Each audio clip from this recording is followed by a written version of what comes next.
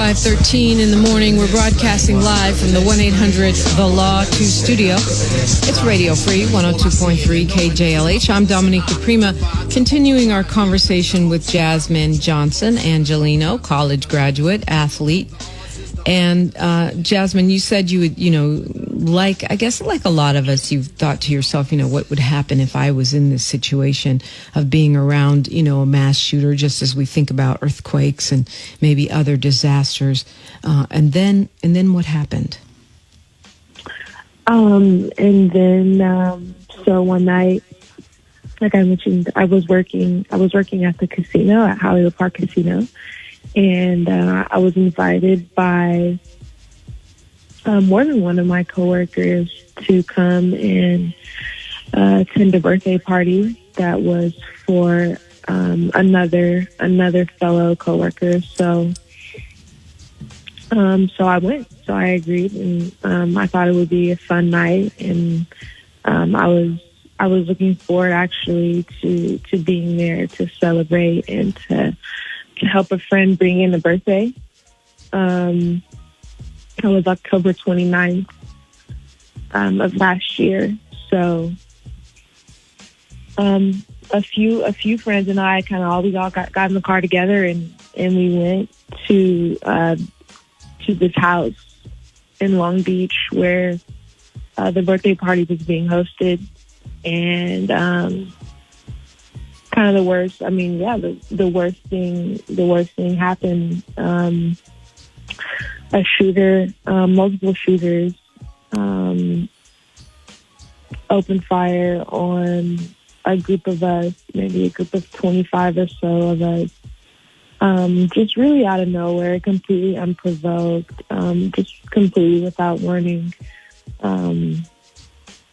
And that shooting left 3 people dead, 9 others injured, including myself, where I was shot in my neck actually, and I became paralyzed as a result of the shooting. But I did survive, so that's. I know that I'm so blessed and I'm so grateful that I'm still here and I'm able to talk about this with you and with people. It's so crazy to hear, Jasmine, because we think that we hear about all the shootings that happen in this country, and you're talking about a situation that happened right in Inglewood. But we really didn't get a lot. I mean, I know there were some articles, but it didn't really garner national attention, did it? Right. No, it didn't. It did not, actually. No, it definitely did not. Which, to me, what that says is that, like you said, it's become sort of like something that we accept as part of life. And I reject that. How did you... I mean, talk me through what happened here. I know, you wanted to share your story, and I know that there's things that you want us to learn from your story, or you probably wouldn't be in the morning talking on the radio. Walk us through your experience of this. Several people open fire on a group of young people, and you realize you're hit. What happens? Yeah. Well, so at first it was pretty unreal, and it's a lot for you to digest, especially if it's a lot for your brain to wrap itself around if it's something that you've never experienced before, you never experienced this kind of violence. And you've never been attacked this kind of way. It's kind of the last thing that your brain wants to accept. So I remember when I first got hit, my head kind of spun, and I'm kind of like, I could hear, like you imagine getting knocked over the head and you're just kind of dazed a little bit. That's what I imagined happened. once I hit the ground, I still wasn't completely sure what was going on. I could just still hear like ringing in my head. But once the ringing stopped and the shooting continued, at that moment, I accepted the worst of the situation, and I mean, things started to come together after that. You see people running. You obviously hear people screaming while the gunfire is still going. So that was a lot. That was the beginning. That was the first thing. Was just accepting in my mind, like, wow, this is really actually happening. I'm on the ground because I'm shot. And I'm not moving because I'm likely paralyzed. And, people around me are also hurt. But once things calmed down a little bit and everyone had run inside to safety, I was the only survivor outside. Because you couldn't walk. Because I couldn't walk. So I was the only survivor that was left outside, and that was probably the scariest part. Just to look around and to see the aftermath of what those gunmen had left behind, and that was definitely the scariest part. At the same time, there's obviously an extreme amount of adrenaline flowing through me. Not really feeling any pain at that time, mostly just afraid and wanting to get back inside, wanting to get inside and wanting to be safe. So I had a friend actually who, I'm not sure why he came back outside. His name's Alex, and he came outside and he got me. Came outside and he got me from the ground. And I can't tell you how happy I was to see his face. He was like an angel.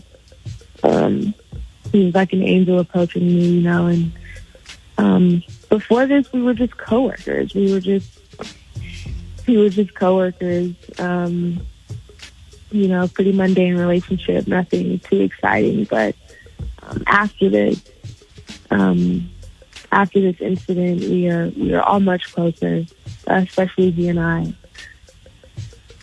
So he came and he got me and he brought me inside, and inside was even more chaotic, where there were 9 other people realizing that they too were shot. Some people realized that their loved ones were outside and possibly not alive. So there was a lot of chaos inside of the house. Lots of people. Just really, most of us just confused. A lot of confusion. Probably fear, mostly in fear. And so I knew I was paralyzed pretty much immediately. That's crazy that you realized that. Yeah, I knew I was paralyzed immediately just because of the position that my body was in. Once I hit the ground and looking down at my feet, I can tell that this is not a natural position. So I can remember Alex carrying me inside, and I was telling him, I'm like, I'm paralyzed. I'm paralyzed, man. He responded to me. He's like, no, you're not. I remember him saying that. He's like, you're not paralyzed. You're just hitting the leg. You're just hitting the leg. And I'm like, no, man, I'm paralyzed. Like, I know the difference. I had been injured before, just, playing sports. I played college basketball. And so I was familiar with injury and also familiar with my body, and I knew the way that it felt was not normal. So I remember at that point, once I was in the house and I was somewhat safe, safer than being outside for sure, I wanted to know where I was hit. You know, I wanted to know if I was putting negative pressure on my wound. My fear at that point was just bleeding out and bleeding too much.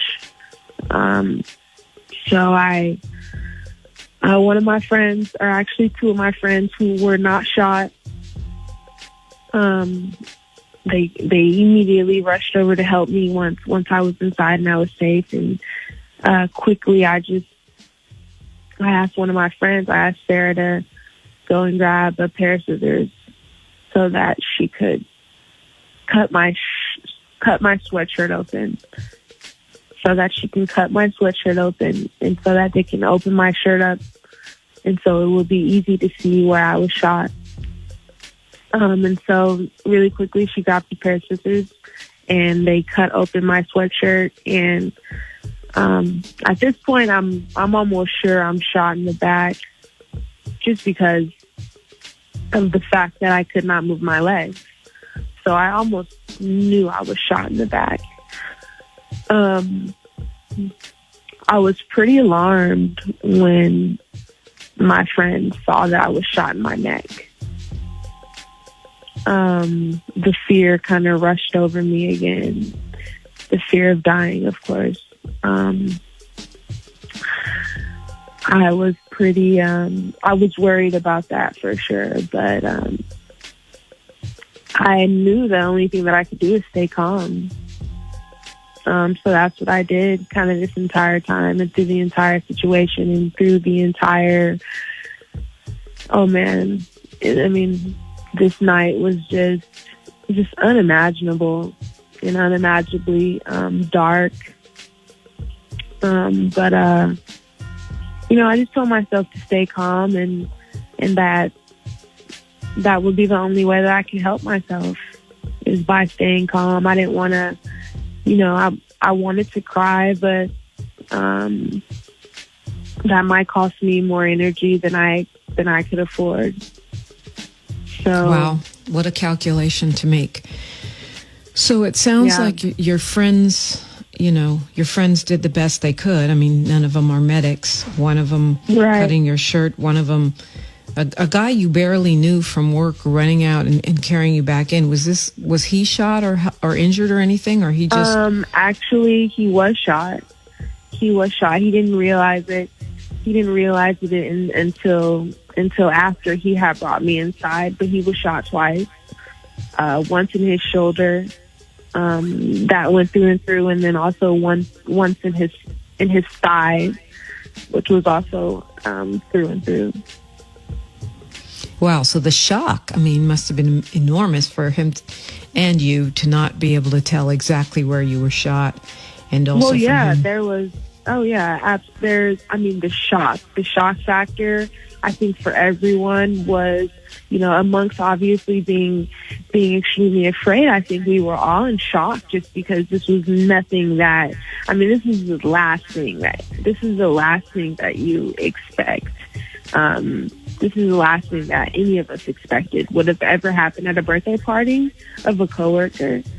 So we're all wondering what is going on, Did you find out? What was the supposed reason for this shooting? Actually, as of last Friday, arrests were made.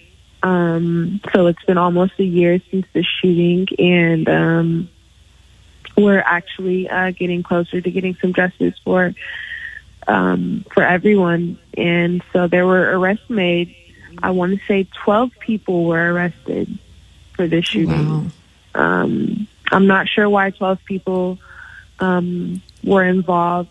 I'm not sure why not one person out of the 12 people had the thought to say, hey, maybe we shouldn't do this. And that is what worries me a lot, that there were 12 people involved, perhaps 3 gunmen, up to 8 people who exited the car to, like, as onlookers of this shooting. I just don't understand. Still to this day, I don't understand. So there's probably going to be a trial. There's definitely a trial expected to begin, and hopefully some things come to light. Maybe some things that we were not aware of come to light, because at this point, while they have made arrests, there is still no clear motivation for this kind of violence against 12 completely innocent people. And you said, that 3 people died and some others were injured. Talk to me about your road to recovery. So I think right after the shooting, the night of the shooting, I was transferred to, I think the only place they had, or not the only place, but the quickest and the fastest place for me to go was Long Beach Memorial. So I was immediately transferred to Long Beach Memorial Hospital, where I underwent a surgery like in the following days. And so that operation was to somewhat stabilize the parts of my spine that became injured as a result of the gunshot. And so that operation is what really hit me hard in the beginning of my recovery. That because anytime you get surgery on anything, it's always gonna hit you harder than the injury itself. I mean, at least that's my opinion after having surgery a couple times. So the operation that I had, that took the most out of me, and so that's where I want to say I lost most of my strength. And so I spent about 2 weeks just recovering from that, and I spent about a month at Ranchos Los Amigos National Rehabilitation Center, where they specialize in spinal cord injuries. And that was the beginning, really, of my healing. That's where I was all patched up, and I was going to be learning about the rest of my life, and I was going to be learning about living with a spinal cord injury. And it kind of settled in on me there that I wouldn't be walking. I wouldn't be walking out of there. So for the most of it, it was really just me. I mean, I knew my physical would come back intact as much as my body could. And so I trusted myself in that way, and I believed in myself in that way. The biggest thing was to keep mental clarity, and just to keep myself, guarded, and to keep my mind at peace, and to keep my mind in a place that was a healthy direction. I think that was the biggest challenge for me. And I imagine for anyone dealing with something that is going to be as life-changing as becoming paralyzed, it's such a switch from my normal. It was such a switch from my normal, and so I knew it would be an extreme challenge for me. And so I knew I had to be on my side. I couldn't be. I didn't have really the luxury of being down. I wanted to root for myself, and I wanted to be, I wanted to be at peace with the situation so that I could move forward and so that I could have the best recovery possible. I didn't want to fall into a depression. I mean, although I did have moments of depression, I never wanted to keep myself there, and I never really allowed myself to stay in a place that I knew wasn't going to work for me, and wasn't going to push me towards a strong recovery. So that's kind of just been my thing this entire time. It's just keeping myself positive, keeping my brain moving, keeping my head in motion, looking forward, looking at the positive. And that's why I always begin by recognizing how blessed I am to have survived what could have been a fatal gunshot wound.